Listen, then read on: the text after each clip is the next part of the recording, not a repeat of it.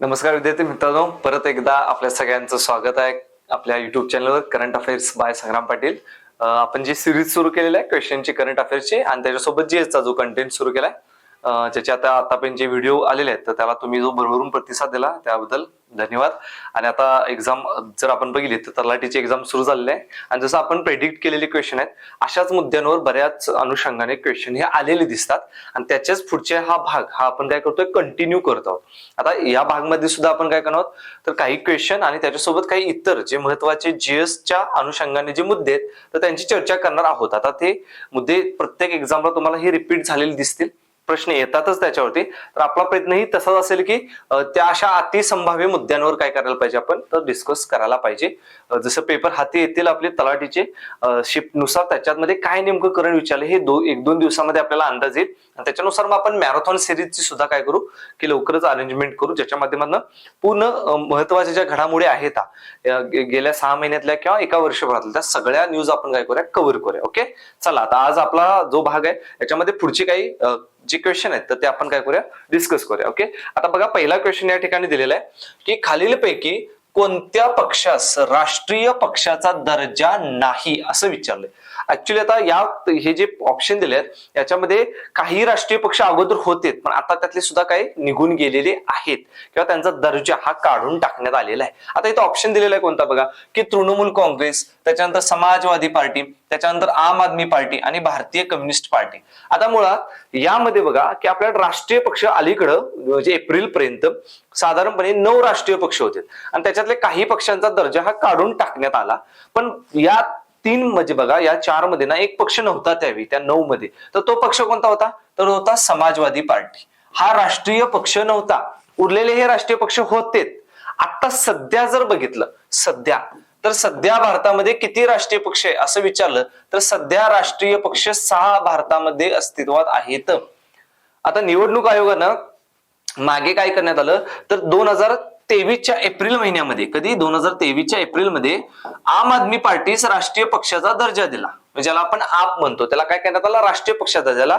तर तो 9वा राष्ट्रीय पक्ष होता तसा पाहिला तर 9वा. पण त्याच वेळी निवडणूक आयोगानं काय केलं की 3 राष्ट्रीय पक्ष असे होते की ज्यांचा तो दर्जा काढून घेतला. आणि ते 3 राष्ट्रीय पक्ष कोणते होते की ज्यांना या कॅटेगरीतून काढण्यात आलं तर बघा त्याच्यामध्ये होता राष्ट्रवादी काँग्रेस पक्ष. कोणता आहे, राष्ट्रवादी काँग्रेस पक्ष. त्याच्यानंतर तृणमूल काँग्रेस पक्ष. कोणता होता, तृणमूल काँग्रेस पक्ष. आणि त्याच्यासोबत जो होता तो म्हणजे भारतीय कम्युनिस्ट पार्टी, मार्क्सवादी भारतीय कम्युनिस्ट पार्टी भाकपा. अशा 3 पक्षांचा दर्जा काय करण्यात आलेला आहे तर काढून टाकण्यात आलेला आहे. भारतीय कम्युनिस्ट पार्टी यांचा तिघांचा दर्जा काढला. आणि मग आता सध्या आपल्या देशात किती आहेत, 9 राष्ट्रीय पक्ष. 9 मध्ये कोणकोणते आहेत महत्वाचे, एक म्हणजे सर्वात जुनी पार्टी जी आहे ती म्हणजे काँग्रेस, ज्याचे अध्यक्ष मल्लिकार्जुन खरगे आहेत बघा. म्हणजे राहुल गांधी होते अगोदर पण आता कोण झालेत, मल्लिकार्जुन खरगे. तो काँग्रेस जो 1885 ला स्थापन झाला होता, इंग्रजांच्या काळात आपण जो पक्ष स्थापन केला तो राष्ट्रीय पक्ष. त्याच्यानंतर दुसरा महत्वाचा म्हटला तर भारतीय जनता पार्टी, भाजपा ज्याला आपण म्हणतो तो पक्ष असेल. त्याच्यानंतर बसपा ज्याला आपण बहुजन समाजवादी पार्टी म्हणतो, जो मायावतींचा आहे बसपा. त्याच्यानंतर आणखीन 3 पक्ष कोणते बघा, एक म्हणजे आम आदमी पार्टी ज्याला नुकताच दर्जा मिळाला. त्याच्यानंतर आणखीन एक पक्ष आहे ईशान्य भारतातला बघा, ज्याला नॅशनल पीपल्स पार्टी म्हटलं जातं. काय म्हटलं तर नॅशनल पीपल्स पार्टी.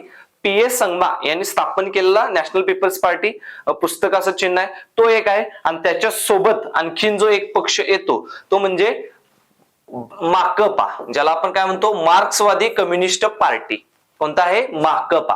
असे हे सध्या 6 राष्ट्रीय पक्ष आपल्याकडे अस्तित्वात आहेत. त्याच्या अगोदर आणि 3 होते पण त्यांचा दर्जा एप्रिल महिन्यात काढून टाकला. ते 3 पक्ष राष्ट्रवादी काँग्रेस, तृणमूल काँग्रेस आणि भारतीय कम्युनिस्ट पार्टी यांचा दर्जा काढून घेतलेला आहे. म्हणजे सध्या 6 राष्ट्रीय पक्ष आहेत. ज्यावेळी आपल्याकडे पहिल्या निवडणुका झाल्या होत्या 1952 मध्ये तर त्यावेळी आपल्याकडे 14 राष्ट्रीय पक्ष होते बघा. कधी 1952 मध्ये. आता सध्या 6 आहेत. आम आदमी पार्टी बद्दल बोलायचं झालं तर तुम्हाला माहित आहे की अरविंद केजरीवाल हे त्याचे संस्थापक आहेत. 26 नोव्हेंबर 2012 ला स्थापन झाली. आणि आम आदमी पार्टीचं चिन्ह आहे झाडू. आता सध्या आम आदमी पार्टीची जी सत्ता आहे तर ती सत्ता दिल्लीमध्ये पण आहे, तिथं मुख्यमंत्री स्वतः अरविंद केजरीवाल आहेत. आणि त्याच्यानंतर पंजाबमध्ये भगवंत मान हे काय तिथं मुख्यमंत्री असलेले दिसतात, तिथे एक त्यांना सत्ता मिळालेली आपल्याला दिसते. आणि त्यासोबत इतर काही राज्यांमध्ये तो राज्यपक्ष आहे. ओके. ओके, म्हणजे 4 राज्यांमध्ये तो राज्य पक्ष झाला म्हणून आम आदमी पार्टीला राष्ट्रीय पक्षाचा दर्जा मिळालेला आहे. आणि हे कोण देतं तर निवडणूक आयोग देतो. काही निकष आहेत, त्या निकषानुसार हे ठरवलं जातं. ओके, चला पुढचा प्रश्न बघा की नुकतंच युट्यूबचे सीईओ म्हणून कोणाची निवड करण्यात आलेली आहे. सीईओ पदी कोणाची निवड झाली आणि ते भारतीय आहेत. कुठल्या याचे एक फेमस असं सोशल मीडियावरचं एक प्लॅटफॉर्म तो म्हणजे युट्यूब. युट्यूबचे सीईओ म्हणून भारतीय व्यक्ती कोण आहे की ज्यांची काय करण्यात आलेली आहे निवड करण्यात आली आहे. खाली ऑप्शन दिलेले आहेत बघा कोणकोणती लोक आहेत. तर सध्या या पदावरती भारताचे नील मोहन यांची निवड करण्यात आलेली आहे. कुणाची निवड करण्यात आली? नील मोहन हे झालेले आहेत आपले युट्यूबचे सीईओ. त्यांनी ज्या अगोदर युट्यूब मध्ये काम केलेलं आहे, मायक्रोसॉफ्ट मध्ये काम केले, गुगल मध्ये काम केले आणि त्यांच्याबद्दल जर बोलायचं झालं तर इलेक्ट्रिक इंजिनियर आहेत. स्टॅनफोर्ड युनिव्हर्सिटी मधून त्यांनी काय केलं एमबीए केलेलं आहे आणि बरेच वेगवेगळ्या पदांवरचं काम हे लक्षात घेऊन त्यांना आता युट्यूबनं काय केलं तर सीईओ पदी मुख्य कार्यकारी अधिकारी चीफ एक्झिक्युटिव्ह ऑफिसर म्हणतो तर त्या पदावरती आपल्या भारतीय व्यक्तीची एका निवड झाली ते म्हणजे कोण नील मोहन असे आहेत. आता बाकीचे ऑप्शन आहेत बघा जसं सुंदर पिचाई सत्या नडेला. आता सुंदर पिचाई हे मायक्रोसॉफ्ट मध्ये सीईओ असले आपल्याला दिसतात. कुठे? मायक्रोसॉफ्ट मध्ये काय आहेत ते सीईओ. मायक्रोसॉफ्ट आपल्याला माहिती आहे फेमस टेक कंपनी आहे. त्याच्यानंतर सत्या नडेला जर बघितलं तर ते गुगलचे सीईओ आहेत. कोण आहेत? गुगलचे सीईओ तर ते आहेत सत्या नडेला. त्यांच्याबद्दल सॉरी उलट झालेलं आहे आपलं. सत्या नडेला मायक्रोसॉफ्टचे आहेत आणि गुगलचे सुंदर पिचाई. गुगलचे कोण आहेत? सुंदर पिचाई आणि सत्या नडेला कुठले आहेत? मायक्रोसॉफ्ट. ओके, आता तसं आणखीन एक नाव आपल्याला विचारलं जाऊ शकतं बघा. ते आहे 4थ्या नंबरचं लक्ष्मण नरसिंहन. कोण आहेत? लक्ष्मण नरसिंहन. आता हे लक्ष्मण नरसिंहन कोण तर बघा जगातले एक कॉफी हाऊस म्हणून मोठं जे ओळखलं जातं ज्या ठिकाणी खूप व्हरायटीच्या कॉफी मिळतात महाग कॉफी स्टारबक्स अशी कंपनी आहे बघा. तर त्या स्टारबक्स कॉफी हाऊस कंपनीचे सीईओ कोण झालेले आहेत तर ते झालेत Lakshman Narasimhan. Starbucks coffee house जे आहे ना त्याचे सीईओ लक्ष्मण नरसिंहन हे सुद्धा भारतीयच आहेत. आता बऱ्याच मल्टीनॅशनल ज्या कंपन्या आहेत तर त्या मल्टीनॅशनल कंपन्यांच्या सीईओ पदी किंवा मुख्य अध्यक्षपदी किंवा अशा महत्वाच्या पदांवर भारतीय लोकांना जास्तीत जास्त प्रेफरन्स दिला जातो. याच्या मागची कारण आहेत की भारतीय लोक ही एखाद्या कंपनीमध्ये खूप आत्मीयतेनं काय करतात सेवा देतात आणि त्याचा परिणाम असा होतो की जे काही कंपनीचे शेअर होल्डर्स असतील किंवा जी बॉडी असेल त्यांना त्याच्यावरती ट्रस्ट निर्माण होतो आणि ते अशी जबाबदारी महत्वाची जी आहे तर ते भारतीय व्यक्तींवर सोपवलेले आपल्याला दिसतात. जसं आता आणखीन जर काही भारतीय लोक जर वेगवेगळ्या पदांवरचे सीईओ बघितलेत तर बघा जसं ॲडोब ही जी कंपनी आहे त्या ॲडोबच्या सीईओ पदी आपल्या भारतीयच एका व्यक्तीची निवड झालेली आहे तर ते आहेत शंतनू नारायण. कोण आहेत? शंतनू नारायण हे ॲडोबचे सीईओ झाले दिसतात. किंवा आपल्याकडे आयबीएम नावाची एक कंपनी आहे बघा. कोणती? आयबीएम. जे आयबीएमला आपण काय म्हणतो की इंटरनॅशनल बिझनेस मशीन्स जे काही कॉर्पोरेशन आहे आयबीएम तर ह्या कंपनीच्या सीईओ पदी अरविंद कृष्णा यांची निवड झाली सीईओ मध्ये. कोण? अरविंद कृष्णा. म्हणजे या ज्या मल्टीनॅशनल कंपनीज आहेत ना जगातल्या ज्या काय म्हणू की आपण खूप मोठा परिणाम हा जागतिक पातळीवरती घडवून आणू शकतात अशा कंपन्यांच्या मुख्य पदांवरती भारतीय लोक असलेले आपल्याला आढळून येतात. ओके, तर कोण झालेत युट्यूबचे सीईओ? नील मोहन. सुंदर पिचाई गुगलमध्ये आहेत, सत्या नडेला मायक्रोसॉफ्ट मध्ये आहेत, तर लक्ष्मण नरसिंहन कुठे आहेत? स्टारबक्स कॉफी हाऊस जे आहे त्याच्या सीईओ पदी झालेले आहेत. आयबीएम मध्ये अरविंद कृष्ण आहेत. तर जे काय आपली दुसरी कंपनी आहे ज्याला आपण म्हणतो काय तर ॲडोब तर त्या ॲडोबचे कोण आहेत? शंतनू नारायण. ओके, चला पुढचा प्रश्न बघा की भारतीय ऑलिम्पिक संघटनेच्या म्हणजे ज्याला इंडियन ऑलिम्पिक असोसिएशन म्हणतो याच्या अध्यक्षपदी प्रथमच एका महिलेची निवड झाली. त्या महिला कोण? तर त्या महिला कोण आहेत? पी.टी. उषा. कोणाची निवड झालेली आहे? पी.टी. उषा. प्रसिद्ध अशा भारताच्या धावपटू ज्यांना आपण पायोली एक्सप्रेस म्हणतो. पी.टी. उषांना आपण काय म्हणतो? पायोली एक्सप्रेस. आता मूळच्या त्या केरळच्या आहेत. कुठल्या राज्यातून येतात? त्या केरळ राज्यातून येतात आणि ज्यांना काय म्हणू फील्ड ट्रॅकची राणी गोल्डन गर्ल असं म्हटलं जातं. आता ऑलिम्पिकला सुद्धा त्यांनी भारतातर्फे जो काय स्पर्धेत भाग घेतला होता आणि त्या 4थ्या स्थानी राहिले होते. अवघ्या काही सेकंदानं त्यांचं ऑलिम्पिकचं पदक हुकलं होतं. जसं मिल्खा सिंग आपले जे आहेत तर मिल्खा सिंग ज्यांना आपण फ्लाइंग सिख म्हणतो तर ते पण 4थ्या स्थानी राहिलेत ऑलिम्पिकमध्ये. बाकीच्या ज्या टुर्नामेंट होत्या तर त्या टुर्नामेंटमध्ये मात्र पी.टी. उषा यांनी विजेतेपद मिळवले आहेत. आंतरराष्ट्रीय स्तरावर पदक विजेती खेळाडू जी भारतीय ऑलिम्पिक समितीच्या अध्यक्ष झाल्या पहिल्या महिला आहेत. बिनविरोध निवड झालेली आहे पी.टी. उषा यांची. आणि यांचं वैशिष्ट्य काय की 2022 मध्ये त्यांना राज्यसभा सदस्यत्व देण्यात आलेलं आहे. पीटी उषांना काय करण्यात आलंय, राज्यसभा सदस्यत्व हे देण्यात आलेलं आहे. जसं आपल्याकडे राष्ट्रपती बघा, काही लोकांना नामनिर्देशित करतात राज्यसभेवर.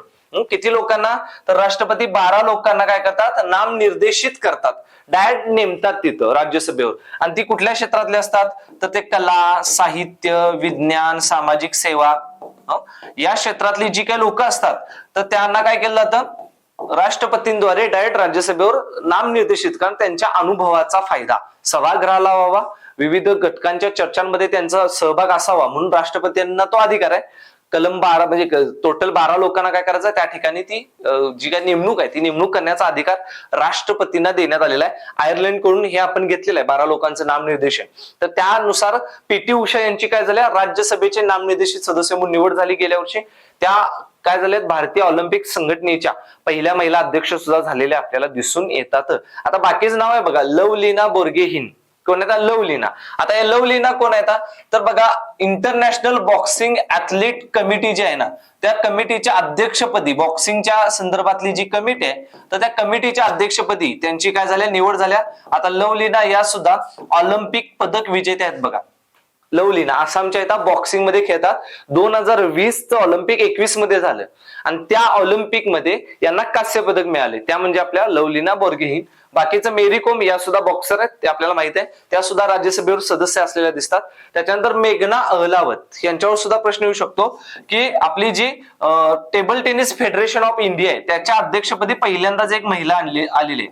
कुठल्या, table tennis federation of India याच्या अध्यक्षपदी मेघना अहलावत यांची काय झालेली आहे, निवड झालेली आहे. यातल्या कोणत्या तरी एका नावावरती कदाचित आपल्याला प्रश्न येण्याची शक्यता आहे, त्यामुळे लक्षात असू दे. ओके, तर पीटी उषा काय झाल्यात, भारतीय ऑलिम्पिक समितीच्या अध्यक्ष झालेले आपल्याला दिसतात.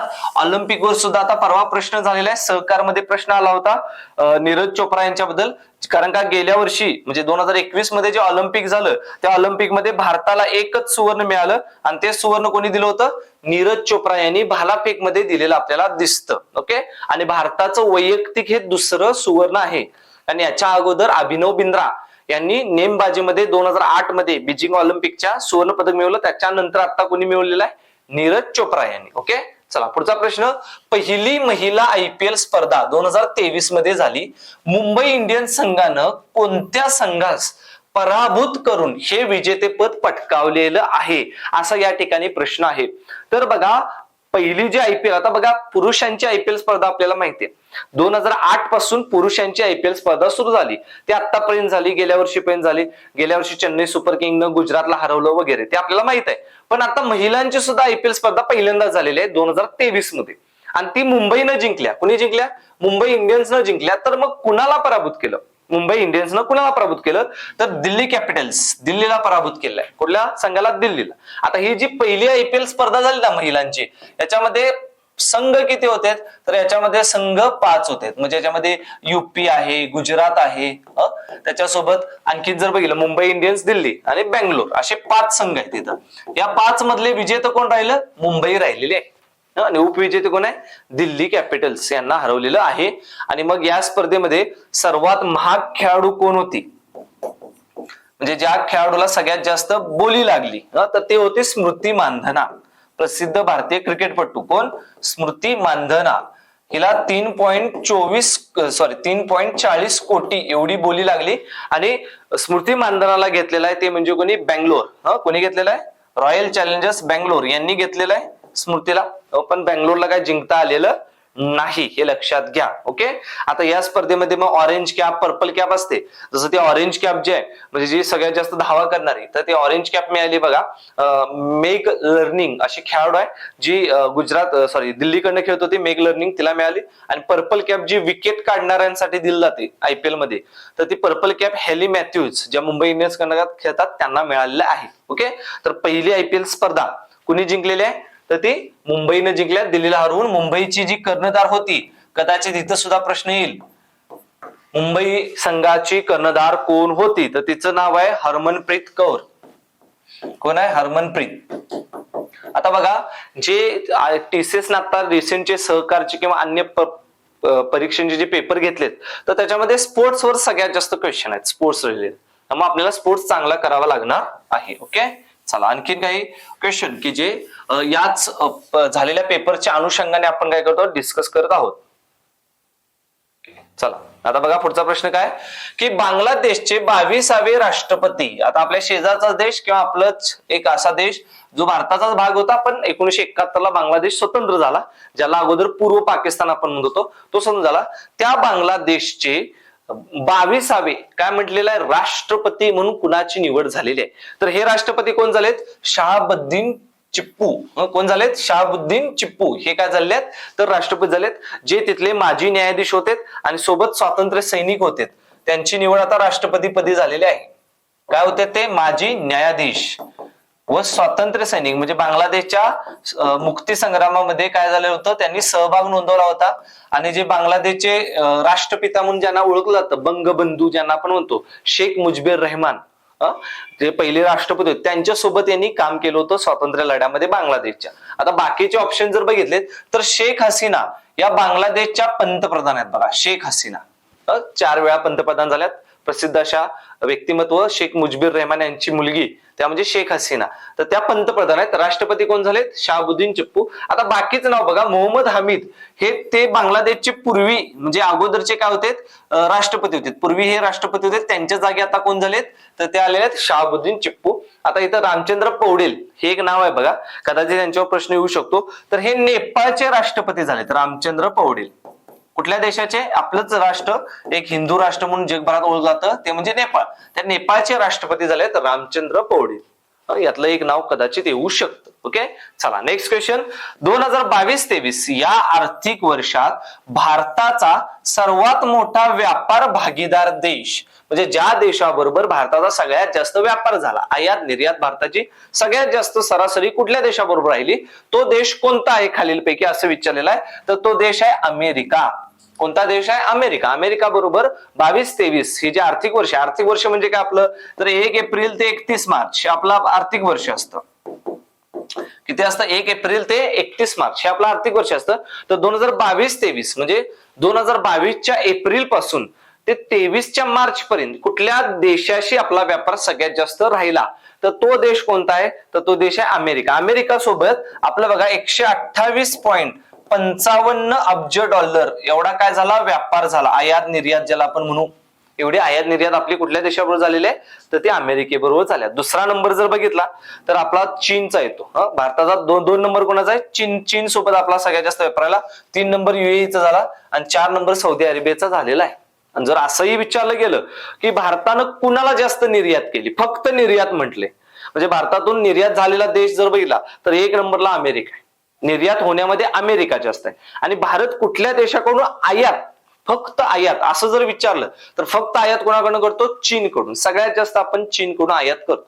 पण आयात निर्यातीची सरासरी काढली तर सरासरीमध्ये कुठला देश आहे भागीदार देश भारताचा, तर तो आहे अमेरिका. ओके, हा देखील एक महत्वाचा भाग आहे, कारण का आर्थिक दृष्ट्या जे काही महत्वाचे प्रश्न आहेत ते सुद्धा जास्तीत जास्त TCS कडून विचारले जातात. आता तलाठीच्या पेपर्स मध्ये जे क्वेश्चन येतात त्याच्यानंतर आपल्याला कळतं की नेमकं त्यांना कोणकोणत्या घटकांवर भर द्यायचा आहे, मग त्यानुसार आपण आपली पुढची स्ट्रॅटेजी ठेवणार आहोत. नेक्स्ट क्वेश्चन बघा, नीती आयोग त्याचे नवे मुख्य कार्यकारी अधिकारी ज्यांना आपण CEO म्हणतो, त्या CEO पदी अलीकडे कोणाची नियुक्ती करण्यात आली. एक महत्वाची संस्था ज्याला थिंक टँक म्हणतो. नीती आयोगाबद्दल जर बोलायचं झालं, 1 जानेवारी 2015 रोजी आपल्याकडे ही संस्था स्थापन झालेली आहे. आणि ही काही घटनात्मक संस्था नाही किंवा कायदेशीर संस्था नाही, ही सरकारच्या इच्छेनं स्थापन झालेली संस्था आहे. आपल्याकडे अशी संस्था अगोदर होती नियोजन आयोग. पंडित जवाहरलाल नेहरूंनी नियोजन आयोग स्थापन केला होता आणि त्यांचं काम ते पंचवार्षिक योजनांच्या माध्यमातून ते राबवत होते. ज्यावेळी 2014 साली मोदी सरकार सत्तेवर आलं तर मोदी सरकारनं नियोजन आयोग बरखास्त करून त्या जागी नीती आयोग आणला. कोण आणलेला नीती आयोग, ज्याला national institution for transforming India असं आपण म्हणतो. तर त्या नीती आयोगाची स्थापना झाली 1 जानेवारी 2015 रोजी. आणि त्याचे अध्यक्ष, पदसिद्ध अध्यक्ष, जसं नियोजन आयोगाचा पदसिद्ध अध्यक्ष PM असतो, तसा नीती आयोगाचा अध्यक्ष सुद्धा कोण असतो, पंतप्रधान. आणि मग बाकी उपाध्यक्ष, CEO आणि अन्य सदस्य पूर्ण वेळ, अर्धवेळ वगैरे ठरलेले असतात. तर आता प्रश्न आहे की नीती आयोगाचे नवीन CEO म्हणून कुणाची निवड झालेली आहे, तर ते आहेत BVR सुब्रमण्यम. कुणाची निवड झाल्या, BVR सुब्रमण्यम. आता बघा या ठिकाणी बाकीची नावं, आता हे परमेश्वरन अय्यर हे पूर्वी काय होते तिथं CEO होते, त्यांच्या जागी आता BVR सुब्रमण्यम आलेत. IAS अधिकारी आहेत 1987च्या बॅचचे ते IAS अधिकारी असलेले दिसतात छत्तीसगड कॅडरचे. आणि आता त्यांना काय करण्यात आलेलं आहे तर नीती आयोगाचे CEO केलेत. आता हे जे BVR सुब्रमण्यम आहेत, ज्यावेळी मनमोहन सिंग आपल्याकडे पंतप्रधान होते 2004 ते 2008 मध्ये, तर त्यांचे सचिव होते, स्वकीय सचिव, खाजगी सचिव सुद्धा असलेले आपल्याला दिसतात BVR सुब्रमण्यम. आता सुमन बेरी हे नीती आयोगाचे सध्या अध्यक्ष आहेत बघा.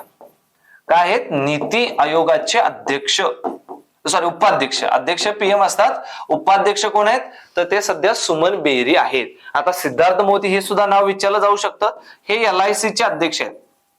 कुठल्या संस्थेचे? LIC 1956 ला स्थापन झालेले लाईफ इन्शुरन्स कंपनी, ज्याला आपण म्हणतो कॉर्पोरेशन कंपनी, जी भारताची सगळ्या विमा कंपन्या ज्या इंग्रजांच्या काळात स्थापन झाल्या होत्या जीवन विमा, त्या एकत्रित केल्याने एकच कंपनी स्थापन झाली ती LIC 1956 ची. त्या LIC चे सध्याचे अध्यक्ष कोण आहेत? सिद्धार्थ मोदी. नीती आयोगाचे उपाध्यक्ष सुमन बेरी आणि नीती आयोगाचे CEO कोण? BVR सुब्रमण्यम. आता नीती आयोगाच्याच धर्तीवर महाराष्ट्रात कोणती संस्था स्थापन झाली हे तुम्ही कमेंटमध्ये सांगायचं आहे, की याच धर्तीवर एक थिंक टँक म्हणून आणि सरकारला काही म्हणजे काय प्लॅन्स आहेत सरकारचे, ते इम्प्लिमेंट कसे करायला पाहिजे, टार्गेट काय असायला पाहिजे हे सांगण्यासाठी नीती आयोगाच्या धर्तीवर महाराष्ट्रात सुद्धा एक संस्था स्थापन झाली, ती कोणती? ओके, चला पुढचा प्रश्न. डॉक्टर बाबासाहेब आंबेडकर यांचा देशातील सर्वात उंच पुतळा, बाबासाहेब आंबेडकरांचा देशातील सर्वात उंच पुतळा खालीलपैकी कोणत्या ठिकाणी स्थापित करण्यात आला आहे? आणि ते ठिकाण किंवा ते राज्य किंवा ते आहे म्हणजे तेलंगणा. कुठे स्थापन झालेला आहे? तेलंगणामध्ये. 125 फूट उंचीचा हा पुतळा आहे, जो ब्रॉन्झ पासून किंवा ज्याला आपण कास्य म्हणतो, या कास्यापासून बनवलेला आहे. आणि ज्याचे शिल्पकार, या पुतळ्याचे जर आपण शिल्पकार विचारात घेतलेत तर भारतातले प्रसिद्ध असे शिल्पकार, ज्यांनी आपल्याला असं दिसतं की स्टॅच्यू ऑफ युनिटी ज्याला आपण म्हणतो ना, सरदार वल्लभभाई पटेल, संसद भवनातले वेगळे पुतळे, असे ज्यांच्या मागे एक शिल्पकार नाव कायमच असतं, ते म्हणजे कोण? राम सुतार. आणि त्यांचा जो मुलगा आहे, या दोघांनी मिळून, राम सुतार आणि त्यांचा मुलगा, त्याचं नाव आहे बघा, तो म्हणजे अनिल सुतार. राम सुतार आणि अनिल सुतार या दोघांनी या पुतळ्याचं काय केलेलं आहे तर स्ट्रक्चर तयार केलेलं आहे.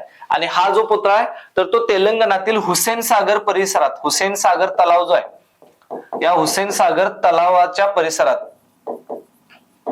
हा पुतळा असलेला दिसतो. आणि ज्याचं उद्घाटन हे तिथले जे मुख्यमंत्री आहेत, तेलंगणाचे मुख्यमंत्री, त्यांचं नाव आहे केसी राव जे आहेत, त्यांच्या हस्ते हे झालेलं आहे. बाबासाहेब आंबेडकरांचा देशातला सगळ्यात उंच पुतळा आहे. तसा डॉक्टर बाबासाहेब आंबेडकरांचा लातूरला सुद्धा एक पुतळा आहे, की ज्याला स्टॅच्यू ऑफ नॉलेज म्हटलं जात होतं. कुठला? Statue of knowledge. आणि खरंच, कारण का बुद्धिमत्तेच्या बाबत बोलायचं झालं तर बाबासाहेब आंबेडकरांची सर कोणाला येणार नाही, इतका त्यांचा गाढा अभ्यास व वेगवेगळ्या विषयातला असेल त्यांचा. त्यामुळे स्टॅच्यू ऑफ नॉलेज जर विचारलं तर तो लातूरमध्ये. त्याचं उद्घाटन किरेन रिजिजू आणि रामदास आठवलेजी यांच्या हस्ते ते झालेलं दिसतं. स्टॅच्यू ऑफ नॉलेज लातूर मधला पुतळा ओळखला जातो. आणि सगळ्यात उंच विचारला तर तो कुठे आहे? तेलंगणामध्ये आहे. 132वी ज्यावेळी बाबासाहेब आंबेडकरांची जयंती होती त्यावेळी या पुतळ्याचं काय करण्यात आलं? उद्घाटन करण्यात आलेलं दिसतं. ओके, शिल्पकार हे महत्वाचे आहेत. चला पुढचा क्वेश्चन बघू. क्वेश्चन आहे बघा की फिअरलेस गव्हर्नर्स आणि क्रिएटिंग लिडरशिप या पुस्तकाचे लेखक पुढीलपैकी कोण किंवा लेखिका कोण आहेत? तर याच्या लेखिका आहेत बघा भारतातल्या पहिल्या IPS, त्या म्हणजे कोण? किरण बेदी. कोण आहे? किरण बेदी यांनी लिहिलेलं पुस्तक आहे फिअरलेस गव्हर्नर्स. आणि दुसरं कोणतं आहे? Creating leadership. या दोन पुस्तकांचं लेखन त्यांनी केलंय. 1972चे IPS अधिकारी भारतातल्या पहिल्या, आता सध्या पॉंडेचेरीच्या लेफ्टनंट गव्हर्नर आहेत. त्या कुठल्या? पॉंडेचेरीची लेफ्टनंट गव्हर्नर कोण आहेत सध्या? तर त्यांचं नाव काय? किरण बेदीजी. आता बाकीच्या लेखकांचे सुद्धा पुस्तक आहेत, जसं स्मृती इराणींचं पुस्तक आहे लाल सलाम. असं कोणतं? लाल सलाम. S जयशंकर जे आपले सध्या परराष्ट्र मंत्री आहेत, तर द इंडियन वे असं त्यांचं पुस्तक आहे. आपले सध्या परराष्ट्र मंत्री कोण आहेत? S जयशंकर. आता शशी थरूर यांचं सुद्धा पुस्तक एक आलं होतं आंबेडकर लाईफ, बाबासाहेब आंबेडकरांच्या पुस्तक लिहिलं. शशी थरूर हे सुद्धा इंग्रजीतले एक प्रख्यात लेखक असलेले आपल्याला दिसतात, की ज्यांनी वेगवेगळ्या पुस्तकाच्या माध्यमातून काय केलेलं आहे तर आपलं लेखन कौशल्य हे भारत आणि जगभरात काय केलेलं आहे? प्रसारित केलेलं आपल्याला दिसतं. ओके, चला पुढचा प्रश्न बघू की खालीलपैकी कोणता दिवस पंचायत राज संस्था जागरूकता निर्माण करण्यासाठी राष्ट्रीय पंचायत राज दिन म्हणून साजरा केला जातो. तर आपल्याला माहिती आहे 24 एप्रिल हा काय दिसतो तर पंचायत राज दिवस आहे. कारण आपल्याकडे जी 73वी घटना दुरुस्ती होती ती कधी लागू झाली 24 एप्रिल 1993 च्या दरम्यान ती लागू झाली. म्हणून 24 एप्रिल हा आपल्याकडे दिवस काय असतो तर तो असतो राष्ट्रीय पंचायत राज दिन. आपल्याकडे पंचायत राज व्यवस्था आहे, ग्रामपंचायत, पंचायत समिती, जिल्हा परिषद आणि शहरी नागरिक स्वराज्य संस्था ज्या आहेत त्यांच्यासाठी घटनात्मक दर्जा 74व्या घटना दुरुस्तीला 1992च्या त्या घटना दुरुस्त्या येतात. आता बाकीचे दिवस दिले जसं 25 जानेवारी 25 जानेवारी आपल्याकडे राष्ट्रीय मतदार दिन म्हणून साजरा करतो आपण. राष्ट्रीय मतदार दिन कधी असतो 25 जानेवारी. 25 डिसेंबर जो असतो तो आपल्याकडे सुशासन दिन असतो. काय असतो सुशासन दिन. अटल बिहारी वाजपेयी यांचा दिवस जन्मदिवस. कोणाचा जन्मदिवस आहे भारताचे माजी पंतप्रधान अटल बिहारी वाजपेयीजी यांचा जन्मदिवस आपण काय म्हणून साजरा करतो सुशासन दिन. 25 जानेवारीला आपल्याकडे 1950 ला निवडणूक आयोगाची स्थापना झाली. 2011 पासून आपण राष्ट्रीय मतदार दिन म्हणून 25 जानेवारीला साजरा करतो. आता तसा 13 फेब्रुवारी दिलाय हा आपल्याकडे राष्ट्रीय महिला दिन म्हणून आपण साजरा करतो. काय साजरा करतो राष्ट्रीय महिला दिन. आता जागतिक महिला दिन हा असतो 8 मार्चला. कधी असतो 8 मार्चला. पण राष्ट्रीय विचारलं तर राष्ट्रीय आपला महिला दिन कधी असतो 13 फेब्रुवारीला असलेला दिसतो. ओके. आता जी आपल्याकडं ही दिनविशेषांची मालिका आहे तर ती सुद्धा महत्वाची आहे. जसं आपल्याकडं वेगवेगळे जसं 29 जुलै राष्ट्रीय व्याघ्र दिन असतो किंवा आपल्याकडे 29 ऑगस्ट जो आपले मेजर ध्यानचंद यांचा जन्मदिवस आहे तो आपण क्रीडा दिन म्हणून साजरा करतो. तर असे दिवस विचारले जातात. नेक्स्ट अर्थशास्त्र नोबेल पुरस्कार विजेते पहिले भारतीय व्यक्ती पुढीलपैकी कोण आहेत. आता नोबेलवर सुद्धा प्रश्न असतो पुरस्कारावर. तर भारताचं इकॉनॉमिक्स मधलं पहिलं नोबेल मिळालं होतं अमर्त्य सेन यांना. कोणाला मिळालं होतं अमर्त्य सेन. 1998 मध्ये त्यांना हे नोबेल पुरस्कार इकॉनॉमिक्स मधलं दिलं होतं. ज्यांनी कल्याणकारी अर्थशास्त्र या संदर्भातलं जे आमचं काम आहे आणि त्यासोबतच निवडक सिद्धांत सामाजिक निवडक सिद्धांत जे आहेत त्याच्याबाबतलं जे संशोधन आहे त्या संशोधनासाठी अमर्त्य सेन यांना 1998 दिलं. तसं अभिजित बॅनर्जी हे सुद्धा भारतीय आहेत की ज्यांना 2019 मध्ये अर्थशास्त्राचं नोबेल मिळालं होतं. हे दुसरे भारतीय आहेत. पहिले भारतीय कोण आहेत अमर्त्य सेन. दुसरे भारतीय अभिजित बॅनर्जी. आता रघुराम राजन यांना अजून तर काय मिळालेलं नाही. रघुराम राजन हे प्रसिद्ध अर्थतज्ञ आहेत. आरबीआयचे गव्हर्नर सुद्धा होते. वेगवेगळ्या महत्वाच्या पदांवर त्यांनी काम केले. IMF मध्ये सुद्धा काम केलेलं आहे. ते सुद्धा एक महत्वाचं व्यक्तिमत्व आहे. त्यांची सुद्धा काही पुस्तकं प्रसिद्ध अशी आहेत. तर नोबेल पहिले विजेते भारतीय कोण होते. जर सरासरी नोबेलचं आपण फक्त इकॉनॉमिक्स नाही पहिलं नोबेल मिळालं होतं रवींद्रनाथ टागोर यांना 1913 मध्ये. साहित्याचं नोबेल त्यांना मिळालं होतं 1913. त्याच्यानंतर मधल्या काळात बऱ्याच भारतीय लोकांना मिळालं. रिसेंटचं जर भारतीय विजेते नोबेल बघितलं तर ते अभिजित बॅनर्जी 2019 चे. 2019 नंतर आपल्याला कोणाला मिळालेलं नाही भारतीयाला. 19च्या आधी 2014ला मलाला युसुफजाई आणि त्यांच्यासोबत एक भारतीय व्यक्तिमत्व होतं त्यांचं नाव होतं कैलास सत्यार्थी ज्यांनी बचपन बचाव आंदोलन सुरू केलं होतं. त्यांना एक मिळालं होतं 2014ला शांततेचं नोबेल. ओके. आणि पहिले नोबेल भारतीय विजेते कोण आहेत तर ते आपले रवींद्रनाथ टागोर साहित्यातलं नोबेल. ओके. पुढील पैकी कोणत्या देशाला रिफाईंड डिझेलचा पुरवठा करणारी भारताने पाईपलाईन ज्या पाईपलाईनला मैत्री पाईपलाईन स्थापित केली आहे. आता भारताच्या शेजारचा एक देश आहे की ज्या देशाला डिझेलचा काय करावा रिफाईंड डिझेल म्हणजे जे शुद्ध करून पाठवलेलं डिझेल आहे. आपल्याकडे जे कच्चं तेल येतं ज्याला आपण क्रूड ऑइल म्हणतो ते काय करतो आपण मोठे आपले जे कारखाने आहेत किंवा काय रिफायनरी आहेत तिथं ते त्याच्यावरती प्रोसेसिंग होते आणि मग प्युअर जे पेट्रोल किंवा डिझेल आहे त्या बाजूला काढतो. मग आपण डिझेल पेट्रोल काय करतो एक्सपोर्ट सुद्धा करतो. ते एक्सपोर्ट करतो. मग शेजारच्या एका देशाला आपण डिझेलचा पुरवठा करतो तो बाय रोड करतो आणि बाय रोड करणं हे जास्त खर्चिक आहे. म्हणून आता काय केलं एक मोठी पाईपलाईन तयार केली आहे आणि त्या पाईपलाईनच्या माध्यमातून आपण ते डिझेल त्या देशाला पुन्हा त्याच्यामुळे वेळेची बचत होईल इंधनाची बचत होईल बाकीच्या बऱ्याच चांगल्या गोष्टी त्यातनं घडून येतील. तर अशी जी मैत्री पाईपलाईन आहे जी डिझेलचा पुरवठा करणारी ती कोणत्या देशासाठी भारतानं सुरू केली आहे तर तो देश आहे बांगलादेश. कोणता देश आहे बांगलादेशसाठी ही मैत्री पाईपलाईन आपण सुरू केलेली आहे. ओके. जवळपास 130-35 किलोमीटर लांबीची ती पाईपलाईन आहे. वन लाईनरला हा सुद्धा एक प्रश्न येण्याची शक्यता जास्त आहे. मैत्री पाईपलाईन कुठल्या देशासाठी भारताने सुरू केलेली आहे. मैत्री म्हणलं की चान्सेस जास्त आहेत की बांगलादेश हे उत्तर असण्याचं. ओके. चला नेक्स्ट 15 एप्रिल 2022 रोजी निधन पावलेल्या ज्यांना द मदर ऑफ पाकिस्तान म्हणून ओळखल्या जातात त्या मानवी हक्क कार्यकर्त्या पुढीलपैकी कोण आहेत? पाकिस्तानच्या काय म्हणतात त्यांना? The mother of Pakistan. आणि असं त्यांचं काम आहे, मानवी हक्कासाठी लढणारे आहेत, सामाजिक कार्यकर्ते आहेत त्या. तर त्यांचं नाव आहे बघा, त्या म्हणजे बिल्किस ईदी. कोण आहे? बिल्किस ईदी. एक महत्वाचं व्यक्तिमत्व आहे पाकिस्तान मधलं. तसं आसमा जहांगीर सुद्धा होत्या, त्याही मानवी हक्क होत्या, पण त्यांचं काही वर्षांपूर्वी निधन झालंय. आता रिसेंटली निधन झालं होतं ते कोणाचं? बिल्किस ईदी. आता मलाला युसुफजाई ही सुद्धा शिक्षणासाठी मुलींच्या त्या पाकिस्तान मधल्या काम करणारी एक व्यक्ती आहे. त्यांनाही नोबेल मिळाला शांततेचा 2014. आणि सगळ्यात कमी वयाच्या 17व्या वर्षी नोबेल कुणाला मिळाला होता? तर तो मलाला युसुफजाईला शांततेचा नोबेल मिळाला. एवढ्या कमी वयात आतापर्यंत कुणाला नोबेल मिळाला नव्हता. तर पाकिस्तानच्या कोण मानवी हक्क कार्यकर्ते आता? बिल्किस ईदी, ज्यांनी भारताची एक मुलगी 2015 मध्ये मूकबधीर मुलगी जिचं नाव होतं गीता, ती अनावधानानं पाकिस्तानमध्ये गेली होती. तर तिला भारतात परत पाठवण्यासाठी महत्वाची भूमिका कोणी बजावली होती? तर त्या बिल्किस ईदी होत्या. त्यावेळी आपल्या परराष्ट्र मंत्री होत्या, त्या म्हणजे सुषमा स्वराज. कोण होत्या? सुषमा स्वराज. ओके, चला पुढचा क्वेश्चन आहे. 2022 मध्ये खालीलपैकी कोणत्या योजनेला प्रधानमंत्री विरासत का संवर्धन, ज्याला म्हणजे पीएम विकास असं नाव दिले? म्हणजे कुठल्या योजनेचं नाव पीएम विकास असं ठेवलेलं आहे, जी अगोदर वेगळ्या नावाने ओळखली जात होती, तर ते होती प्रधानमंत्री कौशल्य को काम. ही जी योजना आहे त्याला आता काय म्हणून ओळखलं जाणार आहे? प्रधानमंत्री विरासत का संवर्धन. आता योजनांवर सुद्धा TCS चे जास्त प्रश्न असलेले दिसतात. आता कालच्या एका सहकारच्या पेपरला उडान योजनेवर प्रश्न आला की उडानचा फुल फॉर्म काय? उडे देश का हर नागरिक असा त्याचा फुल फॉर्म आहे. आपल्या पुस्तकामध्ये सुद्धा आपण ते दिलेलं आहे. जे हे लक्षात घ्या की काही गोष्टी आयोग विचारतो ते आपण त्या ठिकाणी कन्सिडर करूनच त्या दिलेल्या आहेत. ज्या TCS ला तुम्हाला प्रश्न येतात ते. तर कुठल्या ही जी योजना आहे ना, प्रधानमंत्री विरासत किंवा ज्याला आपण पीएम विकास म्हणतो, तर ही पीएम विकास काय? अल्पसंख्याक व्यवहार मंत्रालयाची ही योजना आहे. कुठल्या मंत्रालयाची आहे? अल्पसंख्याक व्यवहार मंत्रालय त्यांनी सुरू केलेली ही योजना आहे. आता या मंत्रालयाने सुरू केल्या म्हणजे कुठल्या गटासाठी असणार? तर ते अल्पसंख्याक आणि कारागीर जे आहेत त्यांच्यासाठी ही योजना आहे, पीएम विकास योजना. ओके, प्रश्न येऊ शकतो. जनधन योजना ही योजना. आता या ठिकाणी आपण बाकीच्या योजनांची नावं दिलेत, म्हणजे प्रधानमंत्री भीमा सुरक्षा विम्याच्या संदर्भात जनधन योजना 2014 आली होती बघा, ऑगस्ट 2014. जनधन मध्ये 0 रुपयामध्ये तुम्ही बँकेत अकाउंट काढू शकत होता आणि त्याच्यामध्ये सुद्धा तुम्हाला काय व्हायचं की मग इन्शुरन्स मिळायचा. पुन्हा प्रधानमंत्री वय वंदन योजना जी वृद्ध लोकांच्या संदर्भात होती. म्हणजे योजनांबाबत आपल्या टेलिग्राम चॅनेलवरती काय केले, एक 3 पानांची एक PDF टाकलेली आहे. ती PDF बघून घ्या.